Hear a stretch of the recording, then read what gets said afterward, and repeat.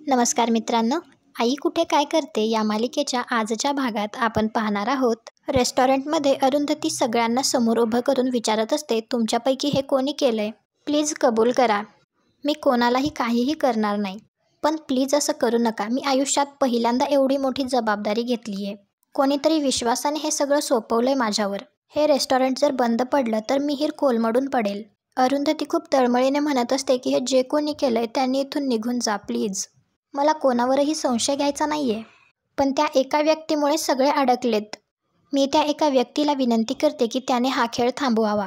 हे रेस्टॉरंट चालू राहणं गरजेचं आहे आपल्यासाठी. आपल्या सगळ्यांचं घर चालतं याच्यावर.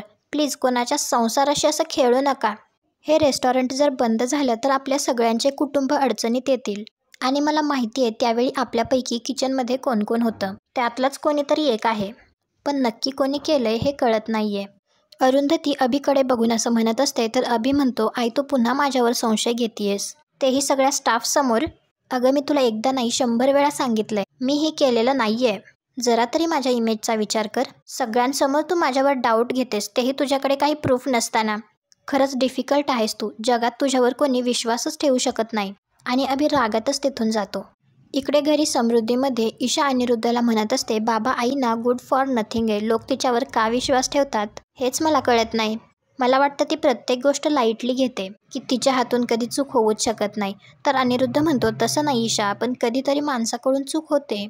तर ईशा म्हणते, बाबा पण ही केवढी मोठी चूक आहे. लोक जाम संतापलेत. मला तर असं वाटतंय की हे रेस्टॉरंट बंद होऊ शकतं. या सगळ्यात ना मला मिहीरची काळजी वाटते. किती कष्टाने त्याने रेस्टॉरंट उभं केलं होतं, पण आईमुळेच सगळ्याची वाट लागली. पण एका अर्थी बरंच झालं. आईवर विश्वास ठेवल्याचं फळ मिळेल त्याला. त्यावेळी संजनासुद्धा तेथे येते आणि ती म्हणते, काय अरुंधतीचं रेस्टॉरंट बंद पडलं? तर अनिरुद्ध म्हणतो, म्हणजे? तर लगेच संजना म्हणते, अरे असं काय करतोयस? तिच्या रेस्टॉरंटमधल्या पदार्थामध्ये झुरळ सापडलं. मग मला असं वाटलं की आतापर्यंत बंद झालं असेल. तर अनिरुद्ध म्हणतो, पण संजना हे सगळं तुला कसं माहिती? संजना म्हणते, अरे काय प्रश्न विचारतोयस? व्हिडिओ सगळीकडे व्हायरल झालाय, माझ्याकडे सुद्धा आलाय, मग कळलं मला. अनिरुद्ध म्हणत असतो, नक्की? तर संजना म्हणते, हो नक्कीच. आणि हे होणारच होतं. अरुंधतीचा ओव्हर कॉन्फिडन्स नडलाय तिला. आता बघ तू हे प्रकरण केवढं मोठं होतंय ते. तर ईशा लगेच म्हणते, हो का, म्हणजे आता आईचं रेस्टॉरंट बंद होईल का? तर संजना म्हणते, हो बंद व्हायलाच हवं. काय आहे, लोकांच्या हेल्थचा प्रश्न आहे. अरुंधतीवर स्ट्रिक्ट ॲक्शन घेतलेच जाणार. मला तरी असं वाटतं की ज्या ज्या लोकांनी तिच्या रेस्टॉरंटमध्ये आधी खाल्लंय ना, ते सुद्धा तिच्या विरोधात मोर्चा घालतील. बिचारी अरुंधती. मला तर तो मिहीरसुद्धा मूर्ख वाटतो. एखाद्या वेल एज्युकेटेड माणसाच्या हातात रेस्टॉरंट द्यायचं ना. अरुंधतीचं शिक्षण किती, तिला तेवढी अक्कल तरी आहे का? एवढी मोठी जबाबदारी कोणी टाकेल का कोणावर?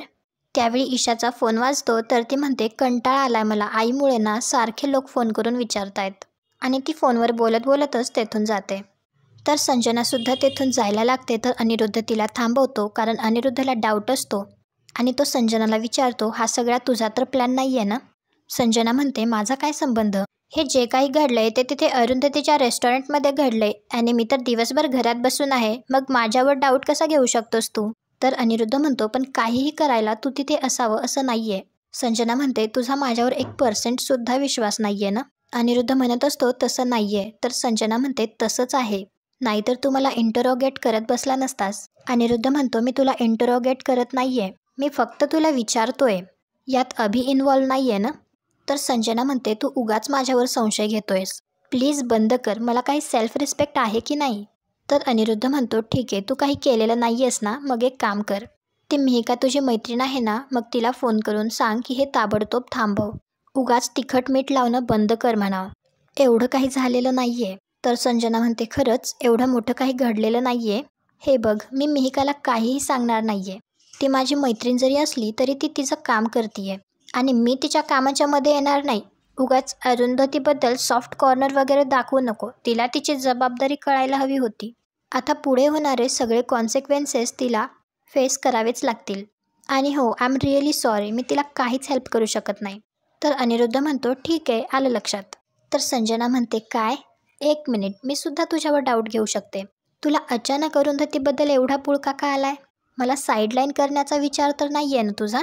तर अनिरुद्ध म्हणतो, संजना बास हा, काहीही काय बोलतीयेस? तर संजना म्हणते, तू एवढी तिची बाजू घेतोयस, मला तुझ्यावर डाऊट येऊच शकतो. अनिरुद्ध म्हणतो, तू ना इम्पॉसिबल आहेस. तुला काही सांगण्यात अर्थच नाहीये. पण एक गोष्ट लक्षात ठेव, तू जर अभिला यात इन्व्हॉल्व केलं असशील ना, तर ते काही बरोबर नाहीये. मला अभिशी या विषयावर बोलायलाच हवं. इकडे अरुंधती रेस्टॉरंटमध्ये किचन साफ करत असते तर निशा म्हणते, मॅडम झालं ना, आता जाऊ द्या ना. गेले 2 तास झालं तुम्ही सारखं सारखं किचन साफ करताय. इकडे काहीच कचरा नाहीये मॅडम. साधं किडामुंगी सुद्धा दिसत नाहीये. दिवसातून 2 वेळा आपण किचन क्लीन करतो.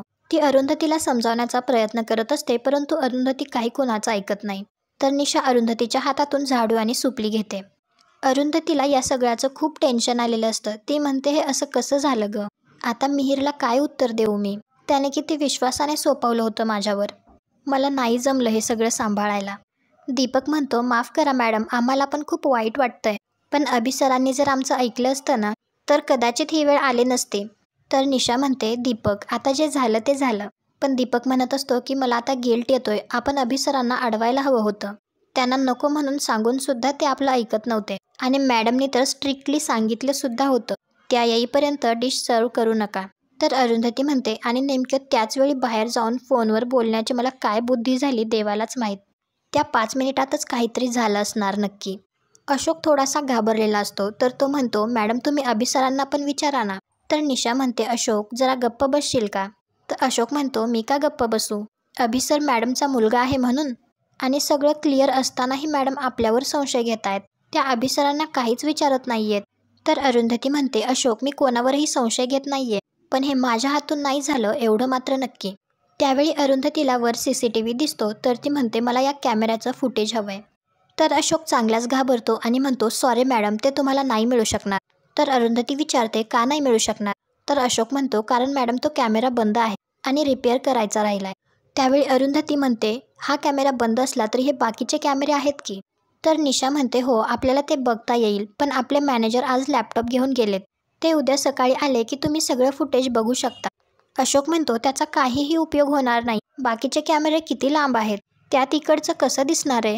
अरुंधती म्हणते, काही ना काहीतरी नक्की दिसेल. मला खात्री आहे हे कोणी केलंय ते आपल्याला कळेल. तर निशा म्हणते, मॅम ते फुटेज आपण झूम करून पण बघू शकतो. अरुंधती म्हणते, हो ना, मग तर कामच झालं. म्हणजे सत्य काय आहे हे उद्या सगळ्यांसमोर येईलच. यामुळे अशोक तर जाम घाबरलेला असतो. त्यानंतर घरी अनघा अभिकडे बघत असते. तर अभि म्हणतो, काय झालं, अशी का बघतीयस तू माझ्याकडे? अनघा त्याला म्हणते, तू हे सगळं का करतोय? अभि म्हणतो, का करतोय म्हणजे? तर अनघा लगेच म्हणते, आत्ता मला समजतंय की तू ताईच्या रेस्टॉरंटमध्ये नोकरी करायला का तयार झालास. हे सगळं करायचं होतं ना तुला. काहीच वाटत नाही का तुला? मुलगा आहेस ना तू तिचा. किती निर्लज्ज आहेस अभि. तू तुझा इगो सॅटिस्फाय करण्यासाठी हे सगळं करतोयस ना. मला ना तुला नवरा म्हणून घ्यायची सुद्धा लाज वाटतीये. तर अभि ओरडतच म्हणतो, बास अनघा बास. खूप बोललीस. ऐकून घेतोय म्हणून वाटेल ते बोलशील का मला? मी एक डॉक्टर आहे. अशा खालच्या लेवलला उतरायला मी काय रस्त्यावर पडलेला नाहीये. मला आईबद्दल चीड आहे, अजूनही आहे, आणि ती कायम राहील. कारण आमच्या कळत्या वयात आईने दुसरं लग्न केलं आणि आम्हाला सोडून निघून गेली. इतके दिवस बाबांनी दुसरं लग्न केलं म्हणून गळे काढणारी आई स्वतः मात्र आमचा विचार न करता लग्न करून मोकळी झाली. ते सुद्धा या वयात. कसं वाटलं असेल आम्हाला? जरा विचार करून बघितलायस का कधी? कल्पना केलीयस? पण माझा तिच्यावर कितीही राग असला तरी मी तो इतक्या चीप पद्धतीने काढणार नाही. मी माझी डिग्निटी कधीच सोडणार नाही. कानफाट्या नाव पडले म्हणून वाटेल ते आरोप कराल का माझ्यावर? तर अनघा म्हणते, तू नाही केलंयस तर मग हे कोणी केलंय?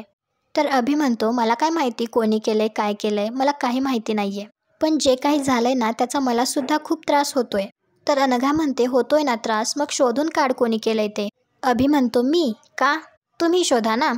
नाहीतरी आई आणि तिच्या सुना डिटेक्टिव्हच आहात. नाहीतर त्या यशला सांगा, तो तर बापच आहे या सगळ्यात. अनघा म्हणते, असं का बोलतोयस? तर अभि म्हणतो, मग काय करू? जो येईल तो मला ब्लेम करतोय. कोणीतरी माझ्यावर विश्वास ठेवा. तुम्हाला कायम असंच वाटत असतं की मी नाटक करतोय, कांगावा करतोय.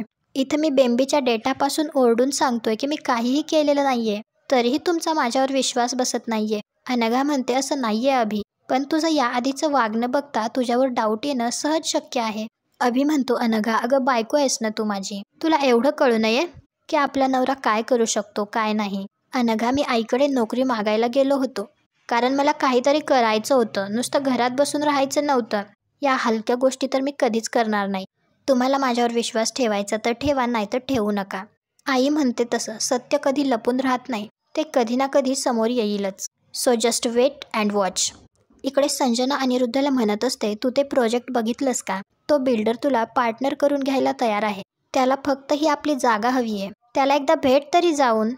तर अनिरुद्ध म्हणतो, त्या सगळ्याला काही अर्थ आहे का संजना? मी त्याला भेटून काय करू? टाईम वेस्ट आहे फक्त. हे सगळं माझ्या एकट्याच्या हातात असतं तर काय पाहिजे होतं? मी ही जागा त्या बिल्डरला देऊन केव्हाच मोकळा झालो असतो. पण या जागेमध्ये किती लोकांचे शेअर आहेत हे तुला माहिती आहे ना? तर संजना म्हणते, ओ गॉड, सारखं तेच. आता आहेत शेअर. पण मग म्हणून आपण काहीच करायचं नाही का? यातून काहीतरी मार्ग काढावा लागेल ना आपल्याला. अनिरुद्ध म्हणत असतो, म्हणजे काय करायचं? गेल्या वेळेस सारख्या आपणच्या खोट्या सह्या करायच्या? एवढं सगळं करून काहीही फायदा झाला नाही. उलट आपल्यावरच घर सोडण्याची वेळ आली. त्यापेक्षा जे चालू आहे ते काय वाईट आहे? कशाला नाही ते स्वप्न बघायची? संजना म्हणते, कसा आहेस रे तू अनिरुद्ध? हे असं आयुष्य किती वर्ष जगायचंय अजून आपण? अनिरुद्ध म्हणतो, संजना, आपल्याकडे दुसरा पर्याय नाहीये. तू जागेपणी स्वप्न बघणं बंद कर. आई, आप्पा, यश, विशाखा या सगळ्यांना हे घर बिल्डरला द्यायचं नाहीये. आणि बिल्डरसुद्धा अशा प्रॉपर्टीज घेणार नाही. तर संजना रूमचा दरवाजा लावते आणि अनिरुद्धला म्हणते, असं नाहीये. यश, आप्पा, विशाखा यांना हे घर बिल्डरला द्यायचं नाहीये. पण अभि आणि ईशा, त्यांना हे घर बिल्डरला द्यायचंय ना? अनिरुद्ध म्हणतो, त्याने काय होणार आहे? आप्पा ऐकणार आहेत का? तर संजना म्हणते, प्रेशराईज केलं तर? त्यांच्याकडे दुसरा ऑप्शनच नसेल तर? तर त्यांना हे घर बिल्डरला द्यावंच लागेल, हो की नाही? अनिरुद्ध म्हणतो, आप्पांना प्रेशराईज करायचं? म्हणजे एक्झॅक्टली काय करायचं? तर संजना म्हणते, आता अभिला आणि ईशाला सुद्धा त्यांच्या शेअर्सचे पैसे आप्पांकडे मागायला सांगायचे. अरे, आपल्या एकट्याचा शेअर आप्पांना द्यायला जमत नव्हतं, तर त्या दोघांचा कुठून देणार आहेत? आणि आता तर कुठलीही कॉम्पिटिशनसुद्धा नाही आहे ज्याचं प्राईज मनी एवढं मोठं असेल. सो आप्पांनाच काय, अरुंधतीला सुद्धा शक्य होणार नाही. मग काय होईल? आपण ही जागा बिल्डरला सहज देऊ शकतो, हो की नाही? आणि आता नको जास्त विचार करूस. आता ना प्लीज ॲक्शन घे. सध्या तर ना आपल्या दोघांच्या हातात काहीच काम नाही आहे. आणि या वयात नोकरी शोधा, स्ट्रगल करा. हे जमणार आहे का आपल्याला? श्रीमंत होण्याची गोल्डन अपॉर्च्युनिटी आपल्याकडे असताना आपण एफर्ट्स का नाही घ्यायचे? अनिरुद्ध, ऑलरेडी खूप उशीर झालाय. आता ना पटपट ॲक्शन घे. अभि आणि ईशाशी बोल. त्यांना कन्व्हिन्स कर. त्यांना हे घर नको आहे. ते दोघं तयार झाले आणि आप्पांशी बोलण्याचं डेअरिंग केलं ना त्यांनी, तर गोष्टी पटपट आणि आपोआप घडत जातील. आपल्याला काहीच करण्याची गरज राहणार नाही. अनिरुद्ध म्हणतो, खरंच असं होईल? संजना म्हणते, तसंच होईल. थोडं स्वतःला पुश कर. आता ना सिरियसली काहीतरी व्हायला हवं. अनिरुद्ध म्हणतो, ठीक आहे, मी बघतो. तर संजना लगेच म्हणते, thank you and I love you, कारण ती खूप खुश झालेली असते. तर अनिरुद्ध संजनाला म्हणतो, संजना तू खरंच ते? तर संजना म्हणते, नाही हां, तू सारखं सारखं तोच विचार करणार आहेस का? का आपल्यात ती अरुंधती येते सारखी? आत्ता प्रेमाने मी तुझ्याशी काहीतरी बोलले ना, पण नाही, ते इग्नोर करून तू अरुंधतीचाच विचार करत बसलायस. अनिरुद्ध म्हणतो, ठीक आहे, कळलं मला, गुड नाईट. त्यावेळी संजना मनात विचार करते, कोणीही माझी हेल्प केली नाही तरीही चालेल, मी एकटी तिच्याशी फाईट करेल, पण अरुंधतीला तिची जागा दाखवून देईन. खूप त्रास दिलास तू मला अरुंधती. त्यावेळी तिला अरुंधतीने चापट मारलेली आठवते आणि ती म्हणते, आता तू बघच, तू माझ्या थोबाडीत मारली होतीस ना, तुला किती महागात पडतं ते बघ. इकडे अरुंधती तिच्या घरी असताना ते मिहीरला फोन करून म्हणत असते, मिहीर, मलाच कळत नाहीये रे, हे असं कसं झालं? अरे, मी खूप स्वच्छता ठेवते किचनमध्ये, मलाच धक्का बसलाय. तू रागवला नाहीयेस ना माझ्यावर? प्लीज विश्वास ठेव हां. अरुंधतीला या सगळ्याचं खूप वाईट वाटत असतं, तर ती फोन ठेवून देते. फोन ठेवल्यानंतर यश अरुंधतीला म्हणतो, काय झालं आई? काय म्हणाला मिहीर? अरुंधती म्हणते, काहीच कळत नाहीये रे. माणूस समोर असेल ना तर कमीत कमी त्याच्या डोळ्यात बघून तरी कळतं त्याला काय वाटतंय. फोनवर काहीच अंदाज येत नाहीये. म्हणजे त्याचा अजूनही माझ्यावर विश्वास आहे का तो माझ्यावर रागवलाय? काहीच कळत नाहीये. मी जेवढं बोलत होते ते फक्त त्याने ऐकून घेतलं. नक्कीच तो अस्वस्थ झाला असणार.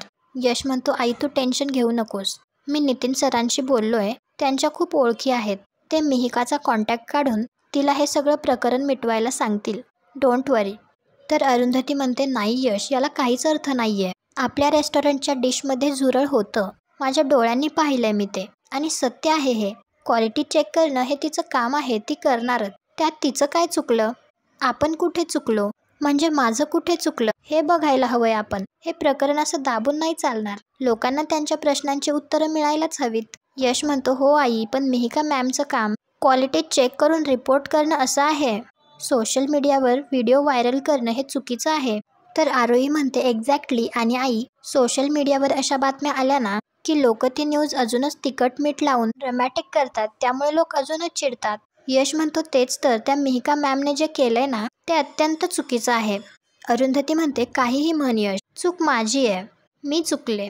मिहिरने एवढी मोठी जबाबदारी टाकली होती माझ्यावर, किती विश्वास टाकला होता त्याने माझ्यावर. अरुंधतीला खूप वाईट वाटत असतं आणि तिच्या डोळ्यातून सतत अश्रू गळत असतात. ती म्हणते केवढं मोठं नुकसान करून बसले मी त्याचं. त्यावेळी आरोही अरुंधतीला समजावत असते. ती म्हणते आई हो, तुमची यात काहीही चूक नाहीये, तुम्ही प्लीज स्वतःला त्रास करून घेऊ नका. तर यश म्हणतो आणि आपण CCTV फुटेज बघणार आहोत ना, हे ज्याने कोणी केलं असेल तो लगेच पकडला जाईल. तर आरोही म्हणते हो, आणि ते प्रूफ आपल्या हातात आलं ना की आपण लोकांसमोर आणू. आई 100% हे कोणीतरी मुद्दाम केलं असणार. यश म्हणतो आई मी एक सांगू का, मला असं वाटतंय की हे काम संजना आणि अभिने मिळून केलं असणार. तरी मला आश्चर्य वाटतच होतं की अभि लगेच आईच्या रेस्टॉरंटमध्ये इतक्या लवकर काम करायला कसा तयार झाला. म्हणजे मी त्याच्याशी एकदाच बोललो आणि लगेच त्याचा डिसिजन बदलला. म्हणजे इतक्या वर्षात त्याला तुझी बाजू कधीच पटली नाही आणि माझ्या एका सांगण्याने तो तुझ्याशी चांगलं वागायला लागला. आजचा भाग इथेच संपतो. पुढील भागात आपल्याला पाहायला मिळणार आहे. दुसऱ्या दिवशी सकाळी आप्पा न्यूजपेपर वाचत असतात तर त्यामध्ये सुद्धा खाद्यपदार्थामध्ये झुरळ आढळल्याची ती अरुंधतीच्या रेस्टॉरंटबद्दलचीच न्यूज असते. हे वाचून तर आप्पांना रागच येतो आणि ते न्यूजपेपर तसाच चुरगळून खाली फेकून देतात. त्यानंतर संजना अरुंधतीला म्हणते पेपरमध्ये तुमच्याबद्दल लिहून आलंय, आणि ती अरुंधतीच्या हातात पेपर देतच म्हणते वाच. अरुंधती तो पेपर पाहत असताना तिला निशाचा कॉल येतो आणि ती गडबडीने लगेच रेस्टॉरंटला येते तर रेस्टॉरंटची पूर्ण तोडफोड झालेली असते. त्यामुळे तर अरुंधतीला धक्काच बसतो. त्यानंतर फूड सेफ्टी आणि स्टँडर्ड ऑथॉरिटीकडून काही माणसं आलेली असतात आणि ते अरुंधतीला म्हणतात की हे रेस्टॉरंट आता तुम्हाला बंद ठेवावं लागेल. हे ऐकून तर अरुंधतीला धक्काच बसतो. तुम्हाला हा भाग कसा वाटला कमेंट करून नक्की सांगा. व्हिडिओला लाईक करा. आपल्या मराठी मालिका या चॅनलला सबस्क्राईब करून बेल नोटिफिकेशन्स ऑन करायला विसरू नका. भेटू उद्याच्या भागात.